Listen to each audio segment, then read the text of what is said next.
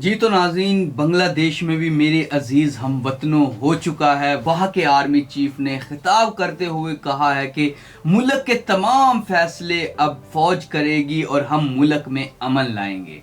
और इसीलिए मैंने स्टार्ट में कहा था कि बांग्लादेश में भी मेरे अजीज़ हम वतनों हो चुका है। जो वहाँ की प्राइम मिनिस्टर थी और बड़े लंबे अरसे प्राइम मिनिस्टर रही शेख हसीना वाजिद, उन्होंने इस्तीफा दे दिया है। और कुछ लोग कह रहे हैं कि कुछ अखबारों में कहा जा रहा है कि शेख हसीना वाजिद इंडिया जा रही है मुल्क से, और हसीना वाजिद ने इस्तीफा दे दिया है। और वहाँ पर अब जितने भी फैसले होंगे, जो भी फैसले होंगे, वो कोई ओपोजिशन वहाँ इतनी बड़ी है नहीं। तो अब बांग्लादेश आर्मी ने वहाँ पर एक किस्म का अब मार्शल लॉ लग चुका है और मेरे अजीज़ हम वतनों हो चुका है बांग्लादेश में। और अब ये देखते हैं कि कब तक चलेगा ये सारा मामला। थोड़ा सा इसका मैं आपको बैकग्राउंड बताता चलूं कि ये जो शेख हसीना वाजिद को इस्तीफा देना पड़ा, ये स्टूडेंट्स की जान गई है। जो अभी प्रोटेस्ट हुए, तकरीबन 300 के करीब स्टूडेंट्स की इसमें जान जा चुकी है। और ये जो प्रोटेस्ट शुरू हुए थे, ये प्रोटेस्ट शुरू हुए थे जो कोटा सिस्टम है बांग्लादेश में, जो एक सरकारी नौकरियों के लिए कोटा सिस्टम होता है, उसमें तकरीबन 50% कोटा उन फैमिलीज को या उन लोगों को दिया जाता था जो 1971 की जंग में मुफ्ती बहानी का साथ दिया, शेख मुजीब का साथ दिया। तो जो उस जंग में 1971 की जंग में शेख मुजीब के साथ रहे थे, उनके लिए 50% सरकारी कोटा मुख्तस किया जाता है, जिस पर स्टूडेंट ने एहतजाज किया और वो बाहर निकले। और ये तकरीबन पिछले 1-1.5 महीने से यही सूरत हाल थी बांग्लादेश की, लेकिन अब आउट ऑफ कंट्रोल हो चुकी थी। और स्टूडेंट्स ने आज का दिन दिया था, आज की डेट दी थी कि वो दोबारा प्रोटेस्ट करेंगे। लेकिन उनकी जो उन्होंने अपने पॉइंट्स रखे थे, जो उनके जो लोग गिरफ्तार किए गए थे, उनकी रिहाई का मुतालबा किया था। तो जब उन सब जो उनके मुतालबात थे उन पर बांग्लादेश गवर्नमेंट, शेख हसीना वाजिद पूरा नहीं उतरी, तो वो दोबारा प्रोटेस्ट करने के लिए बाहर निकले। और हालात इतने कशीदा हो गए कि वहाँ से उनको अब इस्तीफ़ा दे के इंडिया जाना पड़ा है। और इस्तीफ़ा भी सुनने में आ रहा था कि वो इस्तीफ़ा देने से पहले एक तकरीर करना चाहती थी, लेकिन उनको तकरीर करने की इजाज़त नहीं दी गई और उनको मुल्क बदर कर देना कहा जा सकता है। क्योंकि लोग चढ़ दौड़े थे पीएम हाउस पे, जो सदर के जो रेजिडेंशियल एरिया होता है, जो सदर का हाउस होता है, उधर चढ़ दौड़े थे। उसकी वजह से शेख हसीना वाजिद को अपनी बहन के साथ फौरी फ्लाइट लेकर इंडिया जाना पड़ा और इंडिया से वो आगे मजीद जाएंगे। जो बांग्लादेश के आर्मी चीफ हैं, उनका क्या कहना था इस बारे में, उसके बारे में मैं थोड़ा सा आपको बताता चलूं।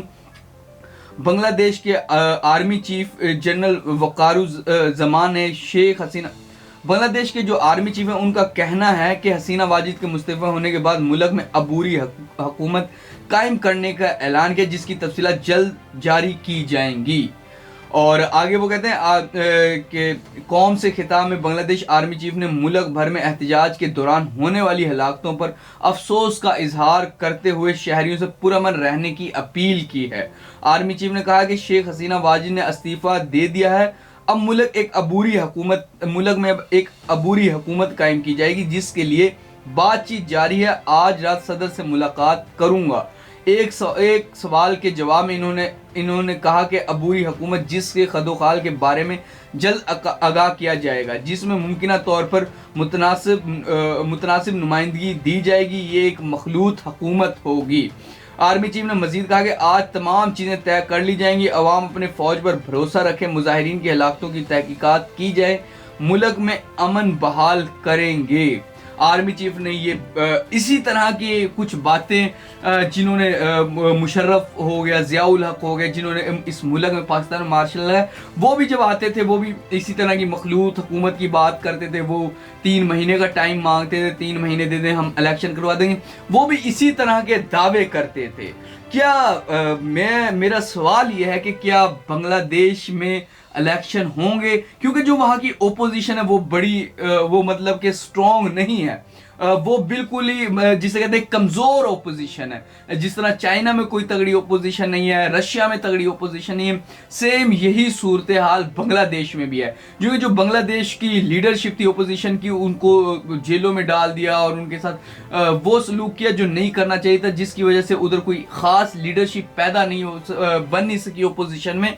तो सिर्फ वहां जो गवर्नमेंट थी उसी का सिक्का चलता था और पीछे मुसलसल कई सालों से शेख हसीना वाजिद वहां से प्राइम मिनिस्टर बन रही थी। और अब ये हालात हुए हैं सिर्फ एक कोटा सिस्टम की वजह से।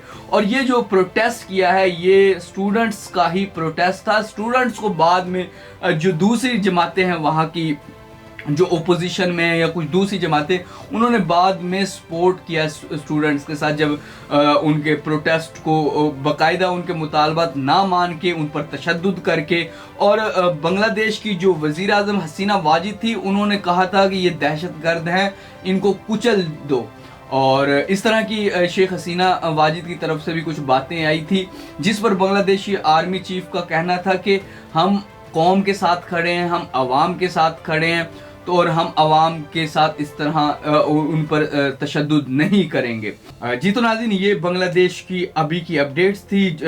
मज़ीद इस तरह की अपडेट्स के लिए जुड़े रहिए इंडियन पाकिस्तान से। फ़िलहाल के लिए मोहम्मद कज़ाफ़ी को इजाज़त दीजिए। खुदा।